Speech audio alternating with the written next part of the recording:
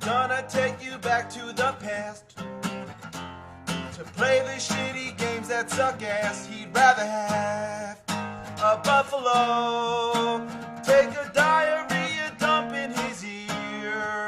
He'd rather eat the rotten asshole of a roadkill skunk and down it with beer.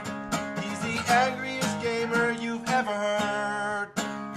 He's the angry Nintendo nerd. He's the angry Nintendo nerd.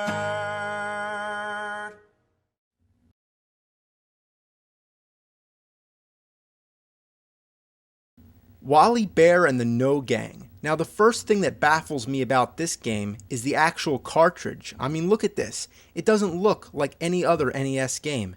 And what's this button for? Press here? Seriously? Press here? What for? I mean, is it supposed to be telling you how to push the game down? Like how to put the game into the system? Well, I can't really push on it when it's inside the Nintendo. You know, do they really think kids are that stupid? I mean, it should just say, press here, you dumb fuck. Like some kid's gonna be like, how do I put the game in? So anyway, we start off with the title screen of a deformed bear with sunglasses riding a skateboard. A stereotypical anti-drug corporate waste of imagination.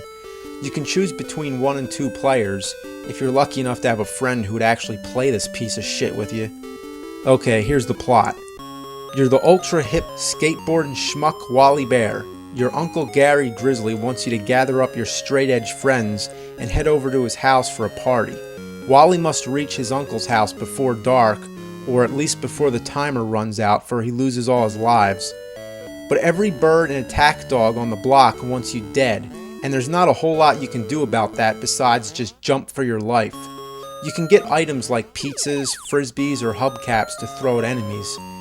And you can't really hit birds because they just dart across the screen. Now, why would a bird want to kill a skateboarding bear anyway? The levels are just incredibly repetitive. Like literally, the same backgrounds are used over and over again, kind of like in a Flintstones cartoon. If you notice, during a driving scene, it's just the same stuff in the background being repeated over and over again. The only difference is that the Flintstones was entertaining, but this is just a piece of fuck. There's also this asshole named Ricky the Rat who's trying to knock you off your skateboard and turn you into a heroin junkie. You also have to prevent a poodle from getting her radio stolen, stop a lizard from drunk driving, and deal with other things that either want you to die or want you to snort crack up your bear snout. The music in this game just fucking sucks. I mean, no bad game is complete without some auditory shit that makes you want to puke. You'd rather listen to your only infant child choking to death. So, just turn down the volume, and while you're at it, just turn off the fucking game. Back in the 80s, it seemed like there were all these characters trying to keep kids off of drugs, whether it was Mick Gruff, or Pee-wee, or the combined efforts of Alf, Michelangelo, Bugs Bunny, and Miss Piggy.